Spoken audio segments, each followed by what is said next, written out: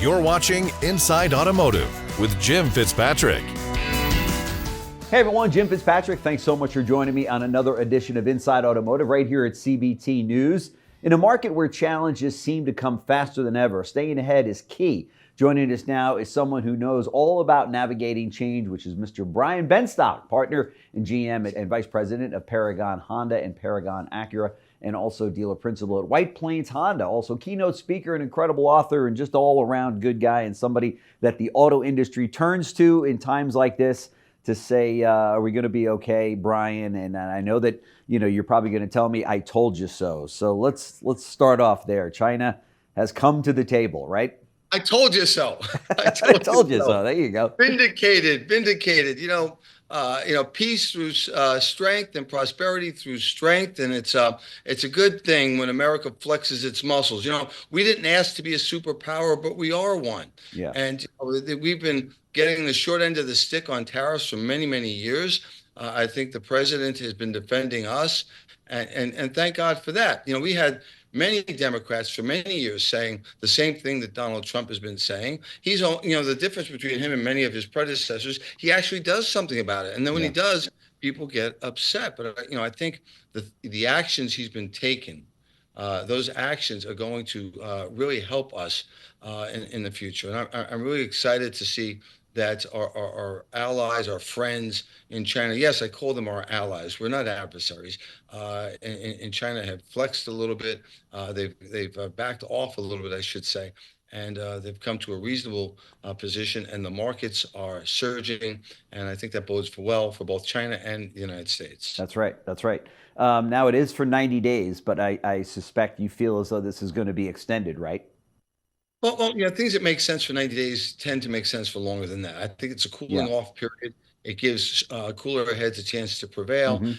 And, these tariff deals are very complicated, and there's a lot of tentacles attached to it. So it gives both sides, multiple sides, a chance to negotiate on the nuances there. Different industries probably require different levels of tariffs, and certainly it'll give the administration a chance to work that out with China. But their economy is not as strong as they pretended it to be. I think they were reeling from the impacts that the United States tariffs placed on their economy, and they had no choice but to come to the table. And I think that well played, United States, well played, POTUS. Nice job. Yeah, fantastic. So, and I think there's a number of dealers out there that have the same sentiment you do about this situation, that if we give President Trump enough leash and enough leeway, and these are some of the things that I've been hearing, then let's see what he can do with it. This is what he ran on. This is what we knew he was going to do. He always said tariffs were a beautiful word, and he loved the word, and he wants to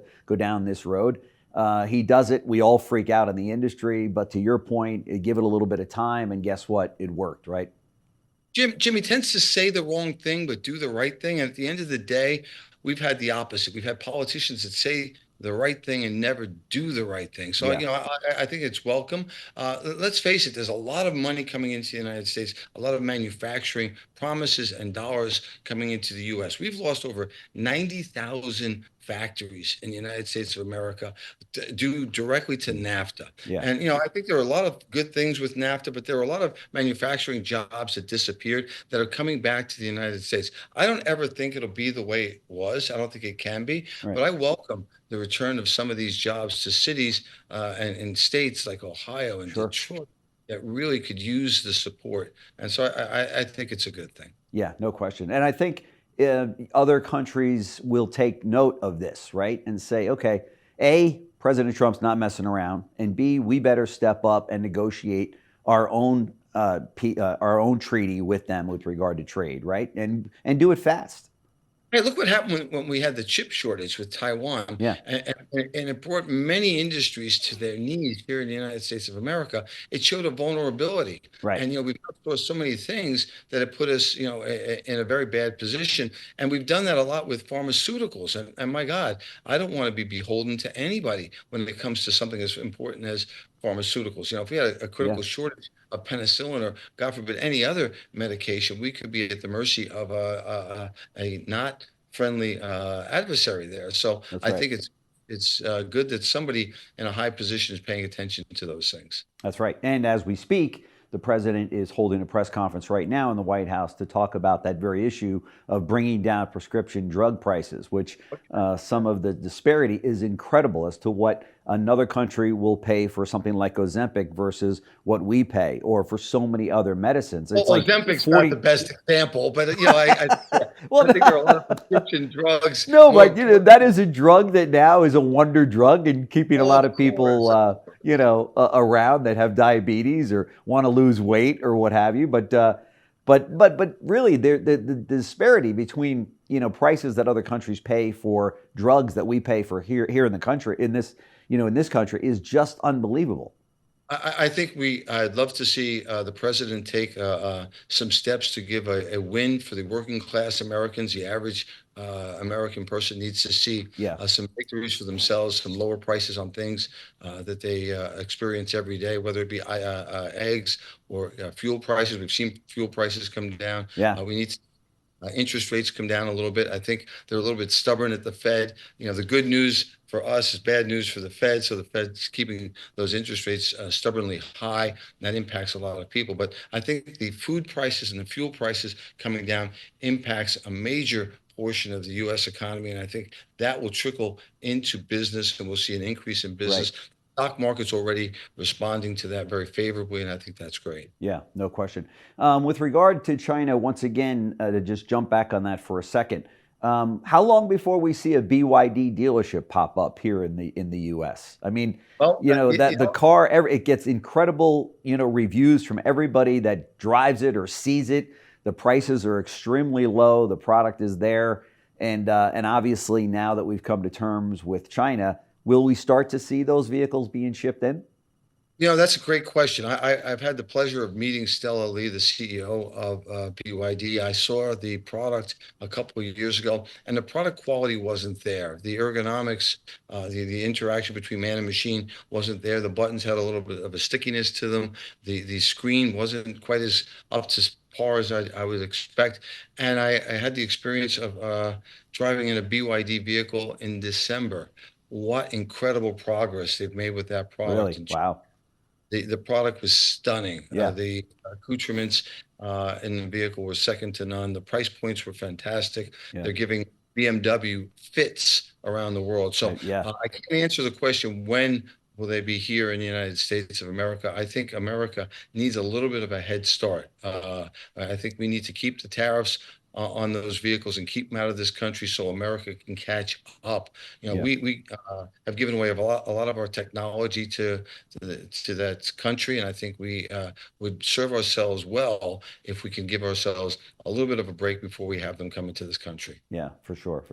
Now that it looks like we're got our hands around this China situation, which got everybody upset, what's the thing that keeps you up at night about either the industry or the economic picture out there in the U.S.? I'm really optimistic. I think the groundwork is being set by President Trump for the next 25 years. I think the number of dealers that are in the country are the right number. I think we're ready to serve this growing market. I think the market's going to explode over the next number of years, and I think the dealers that are set up properly can take advantage of this AI revolution that's just at the infancy, that will enable us to reach greater markets than ever before, more effectively than ever before. So I'm optimistic. Jim, when you look at what digitization did for photography, right? More pictures that's right. a single day than were taken in history. That's right. Just by making it easier, making photography accessible to the masses. Imagine what can happen with AI by making intelligence accessible to the masses. That's right. Just think of what the possibilities are there. Yeah. And so, my vision is to see a DMS become an IMS, an intelligence management system. And imagine the database that we're sitting on becoming an intelligence, an IMS, an intelligence management system, where we can reach more customers more precisely, more cost effectively. Right. I think it's really a great time to be an automobile dealer. Yeah, no question about it. Any advice to dealers that are listening to navigate today's market? Well, I think to really start looking at ways that you can integrate AI Hmm. solutions into your dealership. No, Hmm. no, no. It's not replacing people. I don't think that's the solution. I think AI is not going to replace people. I think people that use AI will replace people that do not use AI. I Ah, think good point. there are ways that we can integrate slowly AI to help people do more and be more productive. And Hmm. just start looking at the letters that we're writing and the communication we're having with our customers. We Yeah, can improve communication. I think the insights and the patterns that we can recognize in our database using AI are incredible. Then we could start giving it more complicated tasks, right? Like, I don't know, you have a certain number of unique visitors to your website every month, and you have a certain outcome.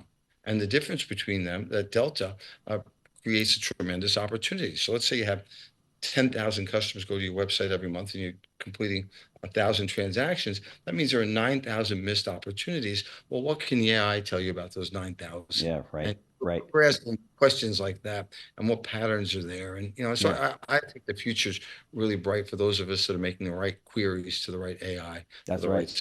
That's right. It's almost like when they invented the calculator, and look at how much faster we could move. When you've got these small technologies that are introduced to us, and Well, you look intelligence back is and doubling. Intelligence, Jim, is doubling, they say, every 5 months, yeah, so how can you keep up? And yeah, I guess the key is to find the right solutions for your specific business and to jump in. And you said advice. What I would advise my colleagues is to not get in bed with any one provider. I think mm, that we see different providers get out ahead, and I would make short-term contracts with the AI providers because I think there's going to be some that initially get out ahead, and then there'll be others that are going to jump right. out and be agnostic. That field is progressing rapidly. Yeah, that's a very good advice. You're right, because so many vendors will sign you up to a 2-year, 3-year deal, and meanwhile, you've got, to your point, these others that come along and blow them away, and you're stuck, right? Not Right. a It's like having an iPhone for 3 years. I mean, yeah. forget about it. It's just not going to work. And intelligence is progressing much more rapidly than an That's iPhone right. is. How is business? Here we are in the middle of May. How is business today at your stores? Business is interesting. You have the tariff rush, then you have a slowdown, and Hmm. then you have another rush and a slowdown. It's not consistent, Okay, and that creates opportunities. I think, sure. inventory levels, do you hold them? Do you sell them? Yeah, I think we operate under the same philosophy at all times. Sell everything you can, all the time you can, every time you can. Certainly lean into your departments like used cars and fixed operations. Those right. are going to be the ones that are stable. And I think the new car business and the EV business are less predictable. We don't have a clear understanding of what the federal government's going to do as it relates to EV incentives.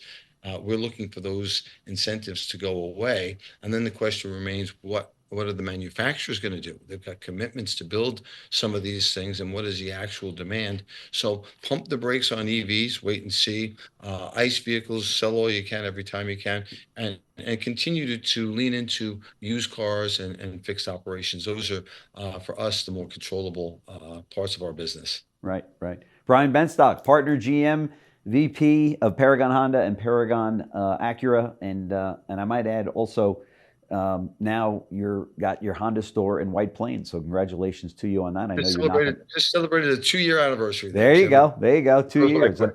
and I'm sure Goes by. they were amazing 2 years if I know you. So thank you so much for joining us on CBT News once again. Really appreciate it. I know our viewers get a lot out of your visit. So thanks. Good talking with you, Jim. Thanks. Thanks for watching Inside Automotive with Jim Fitzpatrick.